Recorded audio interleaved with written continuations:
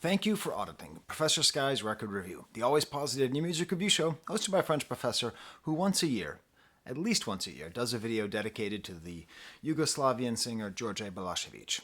And I do this because my wife is Yugoslavian, and she culturally identifies with the region of Vojvodina, where Balašević is from, and I understood a while ago that to understand her, I have to try to understand Balašević. And in order to really love her, I must also love Balašević. So this is an American's guide. I'm trying to take you, in the event that you are like me and you love somebody from the Balkans, from former Yugoslavia, maybe I can help you make your way through this music and understand what is it that makes it so great. Because often the initial reaction can be negative, but really when you delve into it, it just gets richer and richer. So I'm officially declaring this December 27th as Balašević Day in America. I'm just going to take the authority to do that. So happy Balašević Day, everybody. So the album I'm going to be reviewing is this one, Bezdan. It's for my wife's birthday, so she's watching this video tomorrow. I'm recording it the day before, so happy birthday. I got you the album. Yeah, I got it on time. It's shipping from Serbia takes a long time, but I got the album. And this is the album I'm going to be talking about, Bezdan. And the thing about my reviews of Balašević is he is an absolute giant in former Yugoslavia, one of the biggest stars the region's ever produced. But I don't know anything. I don't know anything about his music. I've never heard any of it. I can't tell the difference between one song or another or anything. So I was totally new to this album. And it is his worst album that I've heard. And it's his worst album that I've heard, and it's like not even close. like this album is really not as good as the other ones I've reviewed. But it's an important one, and we'll see. It's still great. It still has great moments. But I think this is important for you, American, who wants to care for Yugoslavian, because this album is where we see the turn in the country. The coming civil war, the gloaming, the darkness, the war, the winter is coming. Prepare your Ivar, the dark winter of Yugoslavia, the dissolution of Yugoslavia. You can feel it on this album. And I think that's part of the reason I don't like it. I'll talk more about that. So you may have noticed that the last couple reviews I've done of Balašević have been a lot longer, and they've had the input of my wife. Now, I'm not doing that this time for reasons which I'm not going to get into, so that's going to make this a little bit of a shorter review. But also, just in general, it feels like there isn't as much to say. Now, I do have help. Milos, who's been watching my channel for a long time, he's my Yugoslavian ambassador. He is my research assistant, and even he, who is as big of a fan of Balašević as my wife, says that this is Balašević's worst era. When I knew this was coming up, I was actually in Serbia with my wife, and I was looking around for this album, and she was like, "Oh yeah, it's not a great one. That album's not one of his greats." And I was like, "So you don't like it?" And she's like, "What? No, I love it. It's just not one of his best albums." So on a big level, like, what is it that makes it not as good as Odlazi Circus, as good as 003, which just came before, or as Poob or any of the others I've reviewed? The first thing is, it's that darkness. There's no love songs on this album. He's one of the great love song writers. There's none on this entire album. And he's also a great sort of self-effacing figure. And there's only really one song on this album where he takes his usual stance of making himself the butt of the joke or having that kind of old, young wisdom that he's able to show. It's not really talking about the relationship between romanticism and reality like the rest of his albums are, at least as far as I see them. Stylistically, he's just genre hopping too much. Kind of like rock song, old style song, reggae song. And the feeling that I get sometimes is that there's a couple songs on this album which apparently every Balašević fan knows, Ne volim, januar, and Bezdan, and another one. But they're the ballads. And at times I feel like,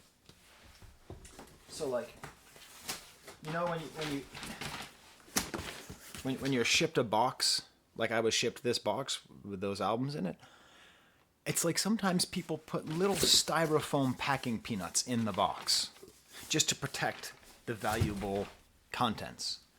It really feels to me like this album Every song that is not a ballad is just a little packing peanut, just kind of thrown in there, not nearly as much care. But what's really important are those ballads. But hey, I got good news for you. And by you, I mean my wife. I also got a better album. She loves this album. So we're going to do this year. I want to work on this with my wife again. I had way more fun talking about it with her. So we'll just get through Bezdan, okay? We'll get through Bezdan, and then we'll get to go to Pantare afterwards. That's a little surprise. Okay. So let's now that we've sort of gotten through the negativity, let's get to the positive points of Bezdan. There's a lot of great things on it. A couple songs I really, really enjoy. As always, my first listen to any Balašević project is always negative. I always dislike it. I always find it cheesy or too sentimental or something like that. And as time goes on, I understand it better until eventually I love it. Okay, like when I am by myself, choose to listen to Balašević. That's how much I like this music. It's not just connected to my wife. But what I think makes this not a good album, or perhaps an uncomfortable album, is that it represents two turning points. Okay? One of them is musical, the other is political. Musical. Josip Bocek has produced every album that I have spoken of. All 5 albums have been produced by Josip Bocek. I love his production. I came to love his dynamism on guitar, his choices. I feel like he was a great countermeasure to some of those kind of what I perceive of as maybe overly sweet tendencies of Balašević. But Bocek is gone. I went into my merch store and I tried to make a shirt that said Josip Bocek Fan Club. There's 2 reasons why I didn't make the shirt. Reason number 1, they weren't able to make the special symbols, so it wouldn't have been spelled correctly. And also, in my history, whenever I like a musician, I have to ask first, like, did they end up being a nationalist weirdo? So I don't know. I don't know if Bocek ended up that way or not. I imagine that he didn't. But I love Bocek's production. And this album begins the Petrović era. Petrović and Duyin produce and arrange all of his albums for the rest of his life. Apparently they call themselves the Uneffables. I don't know. So I have a sense of mourning because I really enjoy Josip Bocek. And this and the next 8 albums after it are going to have no Bocek on them. And with that comes like less of a rock feel. Someday I'm going to I have to track down the Josip Bocek solo album, Dynamite. I'm going to do a review on that sometime too. But yeah, there's no like great guitar solos. The guitar is a lot less there, more emphasis on ballads and instrumental choices, which I just don't like as much. But come on, the real turning point we're talking about is 1986. 1986 in Yugoslavia. Now you might think, oh, it was the death of Tito that was the change. Well, sure. But let's really think about this moment of 1986. So we're talking about a Yugoslavian singer who sang in Serbo-Croatian, who is now called a Serbian singer who sang in Serbian. Right? This is weird. My wife lived in 3 different countries before she ever left her home country. Okay, just with the different changes and wars. 1986, I think, and I feel this in the music, is a time where we're feeling this shift, where this darkness, that the road ahead, it's clear that the road ahead is filled with tanks and bodies. I think that's the abyss. This album was released in June 17th, 1986, less than a month after Slobodan Milošević would be elected to be the leader of the League of Communists in Serbia. A major step in his rise to power, which was itself a major step in the complete dissolution of Yugoslavia and the ensuing wars. Okay? Within a month, all right? That's what's happening. This is not intentional, right? It's not like Balašević is talking about this, but it's part of the environment that we're here. Within a year of this album's release, Ivan Stambolić, the person who preceded Milošević and who actually mentored Milošević before maybe being murdered by Milošević, would declare that Yugoslavia was over. After a little speech, that Milosevic gave in Kosovo, which we will discuss very soon. So I think if we place this album in 1986 and we think about The Abyss, now the song The Abyss, the title track called The Abyss, is ostensibly about a man who's in love with a woman who no longer loves him. But get out of here. Our strange star is fading out. There's no star on the Serbian flag. It's a couple of eagles, okay? No star on the Croatian flag, right? We're talking about the Yugoslavian flag. Our strange star is fading out. I am not saying this is on purpose, okay? I'm not saying that this is a code and Balašević is talking about Yugoslavia in the song Bezdan. I'm talking about the environment. I'm talking about the emotions, about the sentiment, about the atmosphere, okay? The air that is being breathed. The air that is being breathed when this album is being made out is this feeling of jumping into the abyss. And it reflects itself in a lot of the lyrics. The opening tracks are sort of stories of evasion and return, and it makes it that I can't really listen to this album without feeling like it's like a requiem. It's like a requiem because a lot of the songs are very backwards looking as well, but not in the same way that previous Balašević songs were. Previous Balašević songs that I've covered were often remembering a sort of post-war idyllic sense. The way I feel now is that we're thinking about the recent past and how the recent past is dead and how the catastrophic near future is coming. It also feels to me like he's announcing a personal fall, like he himself is going to fall into the abyss. Now, as far as I know, he didn't. As far as I know, he didn't lapse into drug use or sleeping around or self-harm or anything like that. But I read this album. If I was alive when this album came out, I would be worried for the well-being of the person who sang this. But let's get into the album. Let's get a little bit more specific. Right now, I'm going to tell you something. Please smash the like bucket. Hey, if you're watching... Okay, so my views on my Balašević videos have gone way down. I thought it's that you don't like him anymore. No, people are copying my videos and then airing them on like Facebook. So if you are watching this video not on a YouTube channel called Professor Sky's Record Review, that's cool, but could you just go to Professor Sky's Record Review and just give it a like? Okay? That would just make me happy, because I'm doing all this work. I have a little code for my viewers. If they like a video, they can put in AVAA, which stands for Awesome Video As Always, and I will give a thumbs up to every comment that says that. I guess I should translate that into Serbo-Croatian. Super video od sve. So you can do SVOS. I doubt that's how you say it. I have no...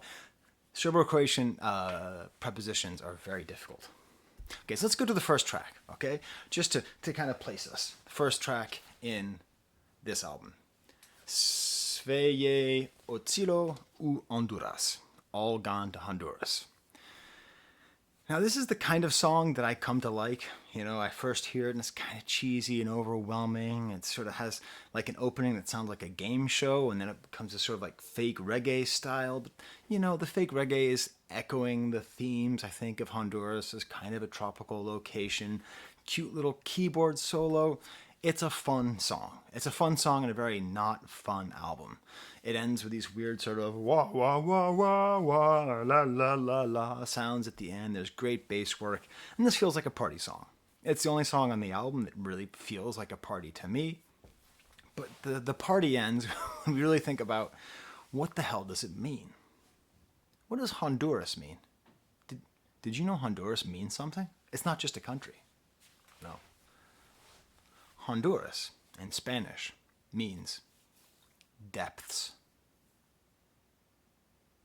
which means it is a synonym for the abyss. I don't know if this was on purpose. It blew my mind when I saw it. But what does Honduras really mean? The lyrics here. Let them all go to Honduras. There'll be more space for us. Let them all go to Honduras. Over there, they'll have some bananas. So Honduras was the original banana republic. The writer O. Henry in 1904 talked about Honduras as being a republic that was set up to help Western interests in trading bananas. But what does Honduras represent? In the song, it's like he's staying in Yugoslavia and everyone else is going somewhere else. So it's this idea like going to a place of luxury and relaxation, and these first two tracks are very much about being happy being in Yugoslavia. But Honduras is not a neutral place. Honduras in 1986 was a place where there were many, many American military bases. Why were there American military bases in Honduras? Because Ronald Reagan, that Ronald that scares us, we'll talk about him in a second, was giving money and funds and training to Salvadorian and Nicaraguan Contras and anti-communist fighters. So that means that Honduras is also a place in the Cold War. It is an important location in the Cold War. That's why this is one of two songs that began this album, which are what I call non-alignment rock. We'll talk about that with the next song. Now this song, these lyrics get super weird. So I was discussing this with my Yugoslavian ambassador, Miloš. So there's all these things about people pronouncing R differently. And he put forth this seems to be making fun of people who have a speech impediment, which is a bit strange. And then there's another verse about people pronouncing L differently. Now this is something which I'd heard of. Apparently I pronounce things like I'm from Kosovo. Like when I speak Serbian, like I pronounce an L because L's are different. They usually pronounce L as L. So is there a chance that this is like mocking ethnic Albanians that are in Yugoslavia? I don't think so. Miloš does not think so. But it's a possibility, okay? The fact that it's even a possibility is raising some interesting questions here. But I like to see it as part one of non-alignment rock.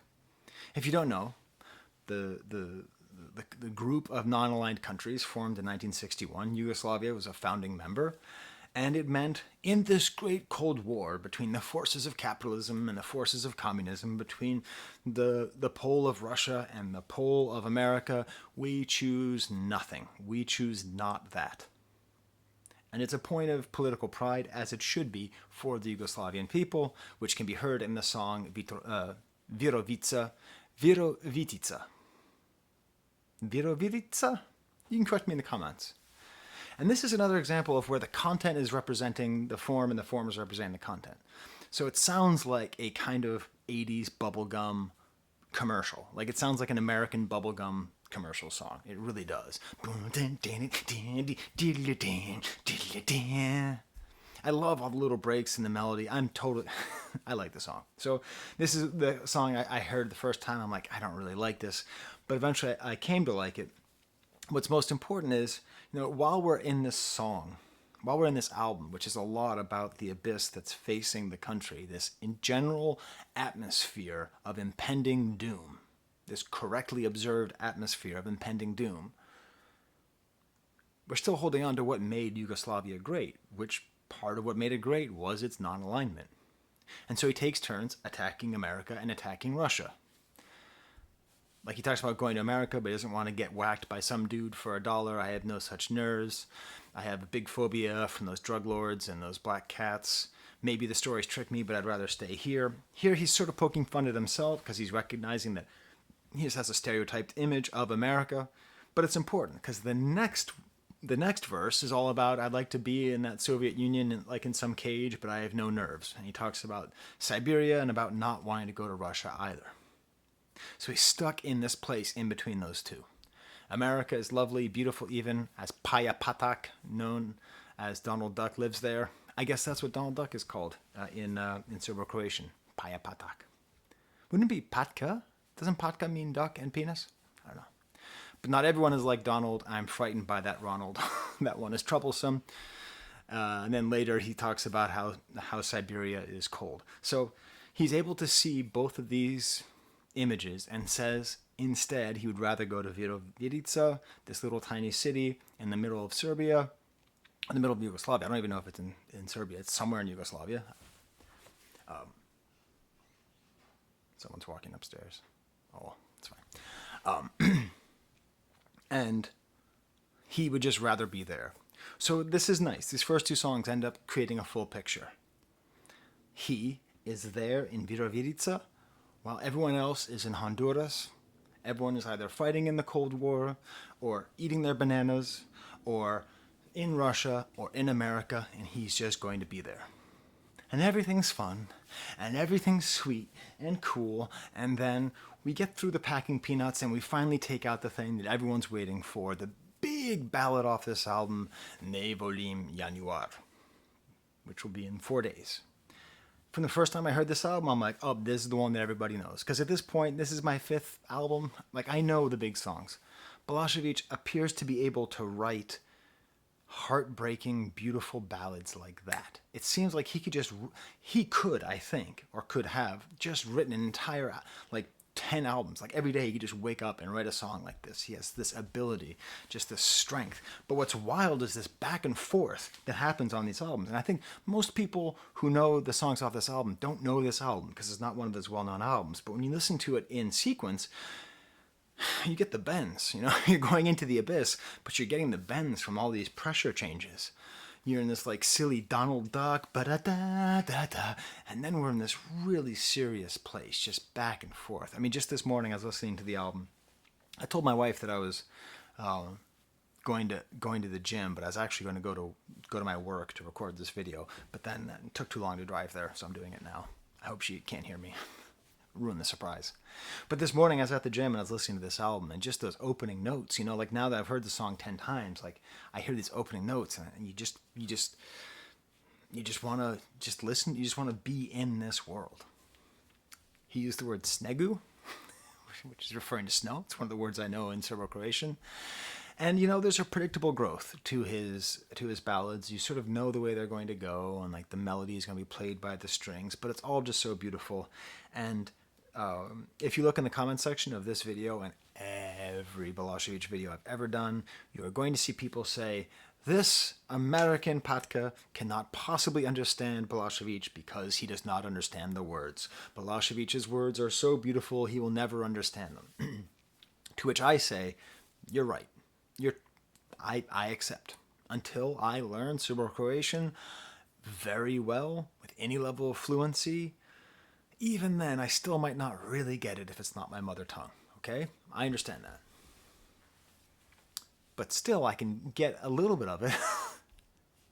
I don't like January or the white devils of winter, and every snowfall I see the same trails. The story of pain, of like that the snow is leaving tracks, and that's why he doesn't like it, because he doesn't want to think about the tracks. He makes reference to a specific street. I don't go to the Dosite street anymore. I assume this is in reference to Dosite Obradović. Yeah, I looked it up. Huh? I looked up the street in Novi Sad. That's me being proud, while my wife is like, wow, how did you know that? One of the primary founders of the education system in Yugoslavia, which it should be very proud of. Yugoslavians are probably 10 times better better educated than Americans getting out of high school. It's ridiculous. Anyways. So he's doing this thing, and he sort of did this with the previous songs too, which is my favorite mode of Balašević, is where he's sort of saying something and he means something different, right? That kind of irony. So he says, I don't go down that street anymore. I don't even know where it is when someone asks me. Those 206 steps to that street, I never counted. Right? So he knows exactly how many steps. He knows how many steps because he goes there, and he's saying that he doesn't. And there's all these, very sad. The thing is, it's so dour. This album is so down. I have never protected you. I've never cuddled you, looked after you. Hey, wait a minute. I was told there's no word in Serbo-Croatian for cuddle. What is nikada? What's the difference between nikada and cuddling? Because cuddling is an important thing in America, in English. And I was told that word does not exist in Serbo-Croatian. Tell me down in the comments. Does cuddling exist? Is nikada the same thing as cuddling? Stomped on your love, had a number for everything. I mean, really, right? This is what I'm talking about. In other songs where he's talking about letting down his lovers, it's usually in this way where he has to go and he has to walk, he has to wander, he has to travel. There's a sort of sense of something sort of grand about it. But here it's just like, God, it's just down. What the? Oh my God. Okay. What? whoa. The next song. I'm all sitting there, and you're all like, sorry, I gotta grab my props here. You're all sitting there, and you're all like in the ballad, and now you're in Nema, više, benda, Neoplanti. There are no more bands like Neoplanti. Now we are in the absolute bottom of this album. Oh my God. This canned fake rock and roll sound. How many fake rock and roll songs are there going to be by Balašević? Fake 50s sounding, but this without Bocek playing the guitar, without Bocek doing the production, it loses even a little bit of the charm that it used to have. And this is the thing, it's about a band called Neoplanti. So of course I got out this book, which even if you don't read Serbo-Croatian, is one of the great books, the XU Rock Encyclopedia by Petar Janjatovic. And I looked up Neoplanti, and it says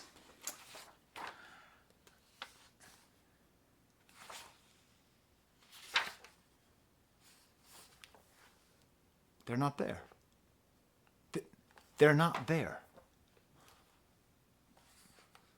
Do they exist? Is there a band called Neoplanti? How can you be a rock band from ex-Yugoslavia and not be in this book, especially if you're named by George Balašević? Well, my friends, my droogs, I found them. I found them on YouTube. They are a band. Clearly they're from Novi Sad, so Neoplanti is another word for the city of Novi Sad, where Balašević was from, where he lived, where he died, okay? But this is what's interesting about this song. This song, which I hated so much on first listen. I've come around to it a little bit, but still, it's not fun. It's not fun. Is that this song, There Are No More Bands Like Neoplanti, doesn't sound like Neoplanti at all. Listen to the song Miriam by Neoplanti, okay? It's on YouTube. I'll include a link to it. If I remember, I'll put a link up there. If not, it'll be in the description, okay? It's this cool, kind of lo-fi, 60s sounding, semi-psychedelic, sort of reggae sounding song. So why is Balašević saying there's no bands like Neoplanti to a 50s throwback song? A song that sounds like it was made 2 decades before Neoplanti. This is where we're getting into that abyss. This is where we're getting to the point of where we have the feeling that personally and politically we are standing at the edge of a cliff. Neoplanti represents nostalgia not for the 50s. We're talking the 70s. We're talking the time when even Balašević was making music. The thing that he misses is this time that is coming to a close. And that is going to be repeated on this album. The musical moment of Rani Mraz, of Balašević, of Neoplanti. That musical moment is coming to an end. If it's not already over, this album suggests that it might even be over already. And that's what makes this song so interesting. This forgotten band. Even the old waiters danced. The way that he sings about the happiness. And we'll see what's going to replace Neoplanti is a genre called turbo folk. I'll get there. Don't get mad. Don't start typing yet. I know turbo folk doesn't exist at this point. I know that. But that's what's going to get people dancing. That's what's going to take over. That's going to be the thing that replaces both Balašević and Neoplanti in popular consciousness. In mass popular consciousness. There's also a small personal element here where Balašević talks about like no more playing football after rehearsal. And so it's almost like he's regretting the time when he was less successful. I learned recently that George Balašević supports Red Star Belgrade, but Vojvodina has a football team, so I don't accept that. I think that's a bad look. I support FKV. That's my team in Serbia. Football Club Vojvodina. Why would you support a Belgrade team if you're from there? Anyways, feel free to tell me in the comments if you're into the Serbian soccer league. He also makes a direct reference to Virovitica, which is a kind of pear brandy, and kind of rakia as well. I think all these things, like the dancing and the music and the pear brandy, the sense that we're really losing something. Whatever Yugoslavia was, Yugoslavian pop culture was in the 60s and the 70s, is going away, is falling into an, say it with me, abyss. The next track, the title track, Bezdan. Which, does he always end This is often where he'll end one of the sides with the title track, often the first side. What a beautiful song. It's funny because I heard it and it connected to me with Život je more, his song Life is a Sea, and I had a very similar feeling. There was a movie called The Abyss that came out a couple years later that's all about the ocean. There is a sense to which this connects to Life is a Sea because, the sea is an abyss. When we talk about the abyss, we usually talk about it. It starts off with these just very sad words. Nema, više, no more. I sort of feel like that's what we could call the whole album. Nema, više, right? No more. All these things that were are no longer there. Bezdan. He says at some point, the strings and the piano, they just soar. They just fly. It's such a beautiful song. But again, it's so sad. You no longer love me. When I come back, you're not awake. You don't burn. Our strange stars fading out, a false silver thing. Such a bleak image of failing love. Whiplash. Stari orkestra, time to sing like this, like he does a lot, like on that song on 003. Okay, it's about an old orchestra. Now we're getting into a little bit of old Balašević style, kind of doing that sort of meta commentary on music itself, repeating over and over again, tra-la-la-la. There's no English translation of this album on the internet, so I had to do my best. It seems like it's just a song about musicians needing to realize that they have to move on or that they have a limited time of influence and that the orchestra is getting old. That's the line. That orchestra is getting old. Balašević is getting old. Neoplanti is getting old. There's no place in Yugoslavia for Yugoslavians anymore. You have to be Serbian or you have to be Croatian or you have to be Kosovar, etc. Am I going too far? Please, tell me. I might be. I'm not an expert on this country. I'm not. I really don't know. But that's how it feels to me. It feels like this deep, deep sense of loss. Which fits perfectly with the next song. See, now I'm liking it. See, this happens already just in doing this review and talking about it with you. Like, I want to listen to this album again. I said it was his worst album. It might be his worst album. It's still nuts. It's still a great album. Look at that.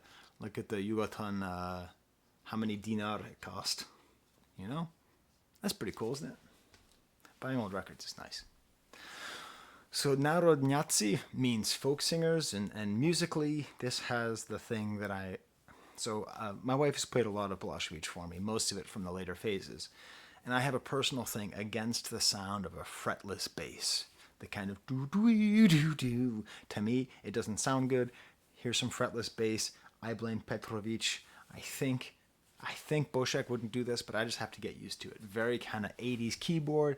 The saxophone sounds like Careless Whisper by Wham. But it's an interesting song. There's a little spoken bit here. Reminds me a little bit of the breakdown in the song Odlaci Circus. A little bit of an accordion out. But really the question is, why is he going so hard after folk singers? In the translation that I found, at one point they translated the word as turbo folk singers. Again, if you don't know, turbo folk is a genre of music that was popularized in the 90s that takes very loud techno-sounding aggressive music and infuses it with folk-like melodies and folk-like themes and folk-like singing. Okay? Usually, that folk is intentionally made to evoke ethnic alignment with the folk. The folk that are there are of a specific ethnicity in opposition to a different ethnicity. No one knows who this is, okay? This is a Hungarian band, all right? So just so you know, Hungary and Serbia and Yugoslavia aren't all the same place. It's a really nice album, very nice and very beautiful. And when I went to Hungary, I went to a record shop and I talked to somebody a lot about Hungarian music. And what they said was that Stalin, and the Khrushchev and all the sort of the central directing people in Moscow were permissive of music as long as it wasn't folk. Because once you get into folk music, you get into ethnic tradition, which breaks apart at the ideal of a ethnic free state, or a state of ethnic equality, a state of ethnic indifference. So this is what makes this whole song so complicated. And what makes Balašević so complicated, what makes this whole thing so complicated, is Balašević is not like a Yugoslavian guy. He doesn't sing about, I guess he did have a song about Tito. Like, he is, but his whole point is not Yugoslavia is great. He's really all about Vojvodina. He's all about the northern part of what we now call Serbia. He's a very regional person. But there seems to be that he's able to represent something really beautiful, which is simultaneously hyper-regional and anti-nationalist. When you're hyper-regional, that means that you love the music of your people. You know, when we celebrated my wedding in Serbia a few years ago, and we had a tamburashi band there. You know, and tamburashi is a very specific kind of northern Serbian style of folk music. You know, but we didn't have it because this is Serbian music and Serbia is great and Croats are not. We had it because it represented this specific region. So it's a very complicated thing. As an American, it's hard to understand. How can you be super regional and anti-national at the same time? So why then in this song? We're not yet at turbo folk. But the fascinating thing is that turbo folk accelerated and reflected the dissolution of Yugoslavia. Because as you have more and more music reflecting ethnic difference, that becomes an exercise, that becomes the soundtrack to nationalism. You can't have Balašević as the soundtrack to nationalism because he isn't singing about that, right? So Miloš pointed out to me that later, and even at this time, Balašević worked with folk singers like Miroslav Ilić, who I'd even heard before. So it's a very complicated thing. But how I read this song is there's one thing where he's joking, right? He's just being kind of funny. You know, just that all these folk singers are getting all the attention, right? Oh, folk singers, everything is in your hand, but why throw it away? Leave something for us too. Turbo folk singers, brother and countrymen, be friends and take your foot off the gas. He talks about how they steal airtime, they steal money, they steal the girls. But what I really think it is, and I don't know if this is on purpose, but the way it feels to me as somebody in 2023 who has been trying to learn a lot about the Civil War and war crimes and all that, is this feels to me like he is seeing things getting more folky. And that the more folky music gets, unfortunately, unfairly to the great musicians who are making this music, to this great music. Serbian folk music is wonderful. Croatian folk music is wonderful. I've listened to it. It's great, you know? But it can always be sort of co-opted in that way. So that's a reading that I give you, and I am not saying that was his intention. This might have just been a joke, wishing that he was more successful and more popular. But it's wild, because it's like he can see the future. It's like he can see that within 5 years, turbo folk is going to become the definitive sound of the region that he's from, of Yugoslavia.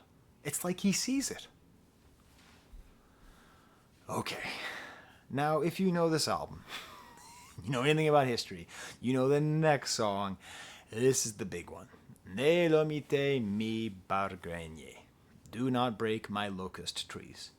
This is the best song on the album by far. This song is so good. This song is as good as anything off of Oda di Circus, as anything off of Nula Nula Tri. It is unbelievable. It's like a funeral dirge and a resistance hymn at the same time. The way that he manipulates language and words, the imagery, it's a ballad, but it's also epic.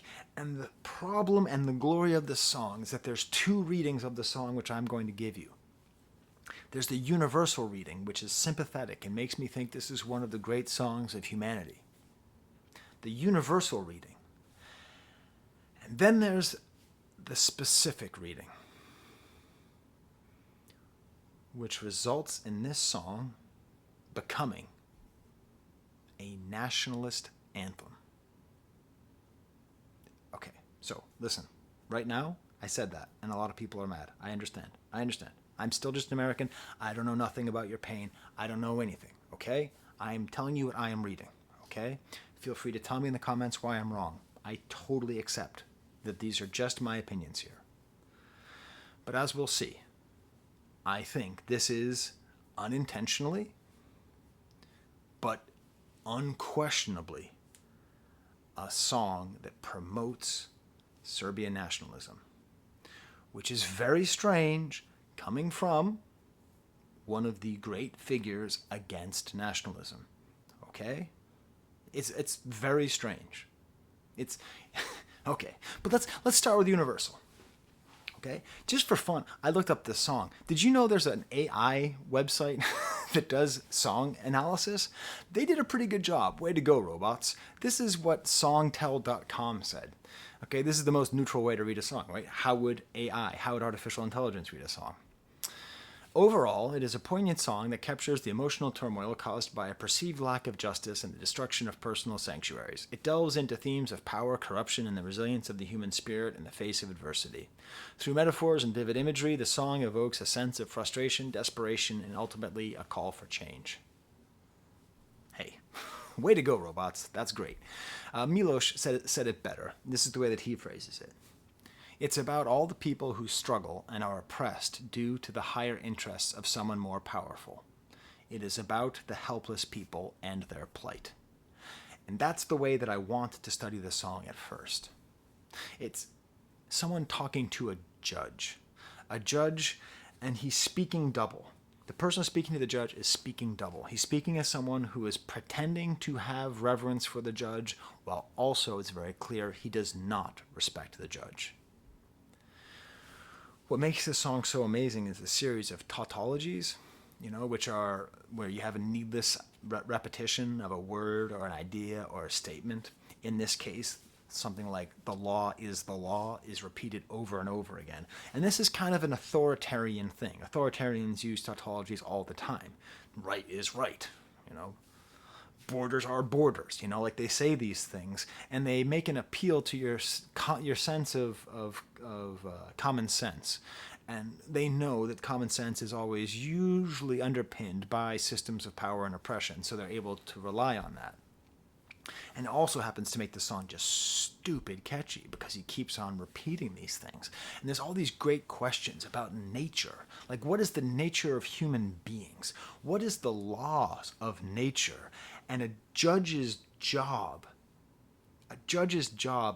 is to impose the laws of society against the laws of nature. So if I am bigger and stronger than my neighbor, and I kill them and steal their food, the law has to come in. Even though by the laws of the nature I'm stronger and I can take it, the law is the law. Asud yesud. Honor is honor. Yarkast yekast. Authority is authority. Avlast ye vlast. Sounds like a pirate. Avlast ye matey. And what it actually reminded me of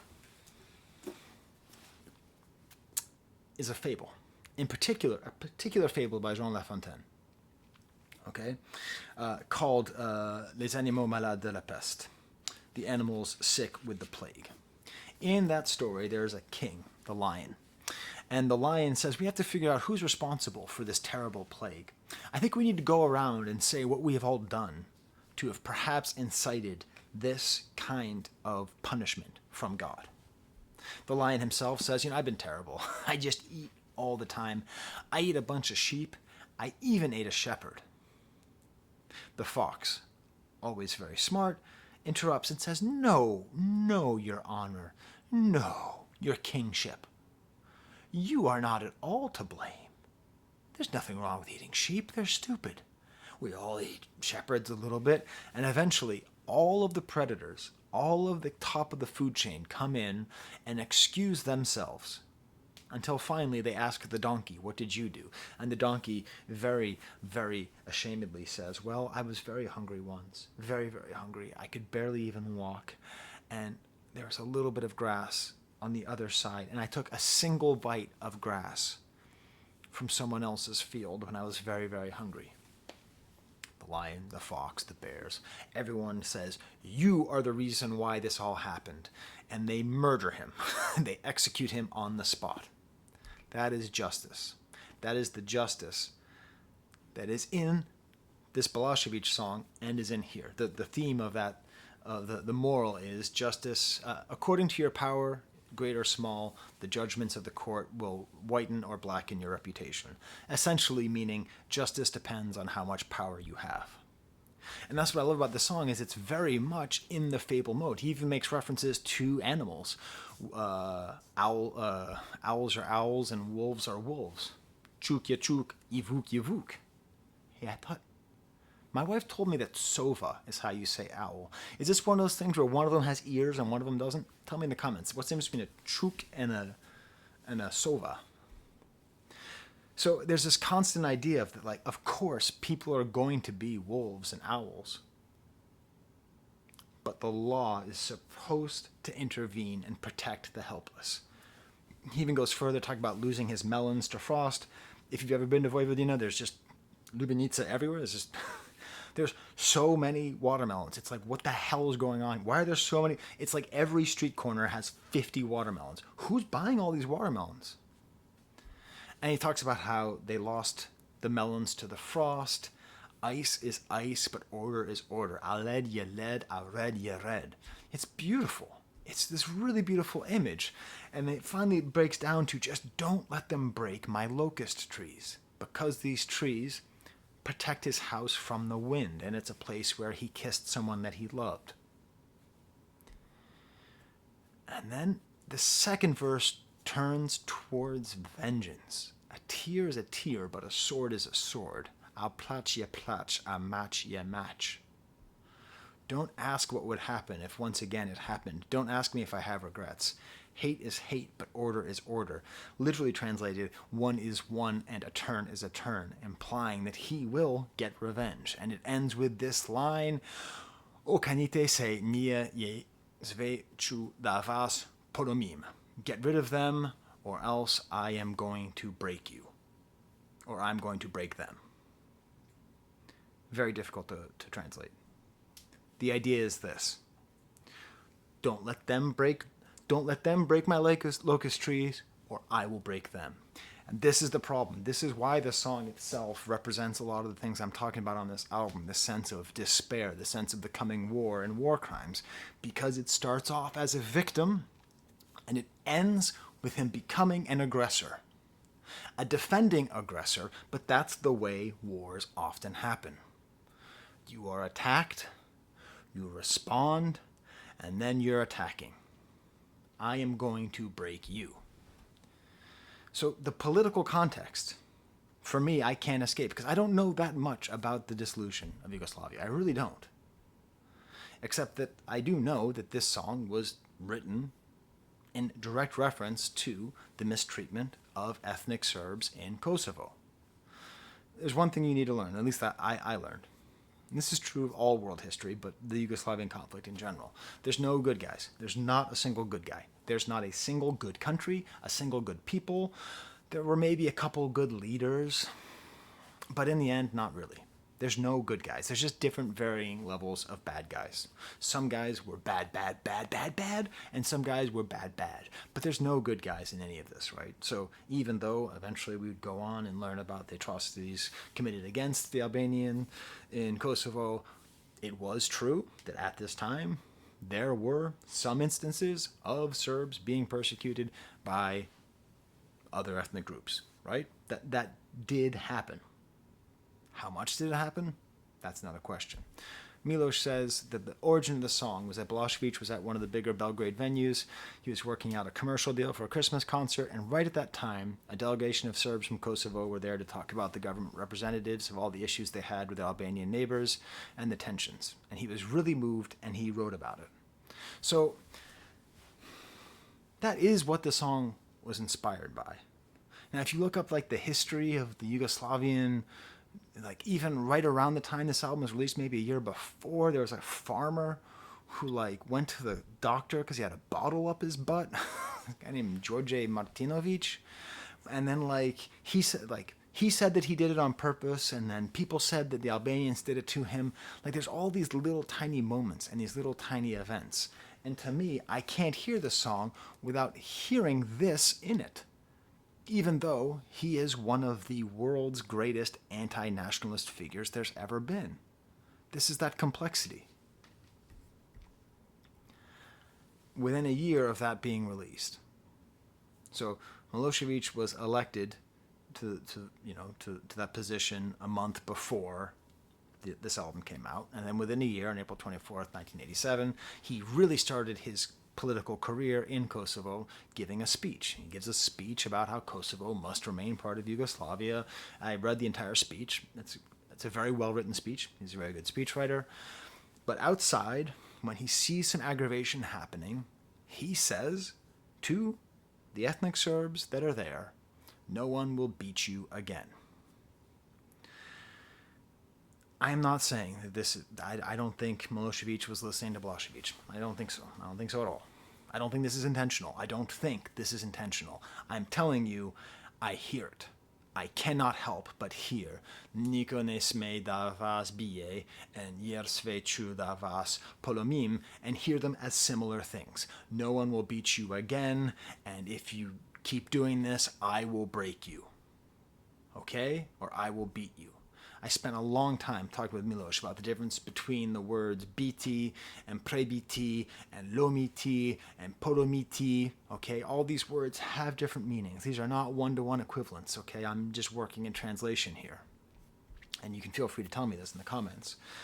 But to me, the song follows the same progression of victim to aggressor that Milošević's speech and ensuing declaration to the crowd have of discussing how to protect victims and then becoming an aggressor.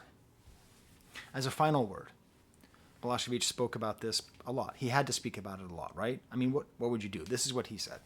It is not a song about ethnicities, but about good and evil. And this is true. He never mentions anything about Albanians anywhere in the song, ever. That's why I'm saying the universal reading is so likable. It is not a song about ethnicities, but about good and evil, and I don't regret it. I called the evil its full name when others praised it. So it's true. The things that happened were wrong. Later in the 1990s, he stated, "I did not know the Serbs would become the Shqiptars to Shqiptars."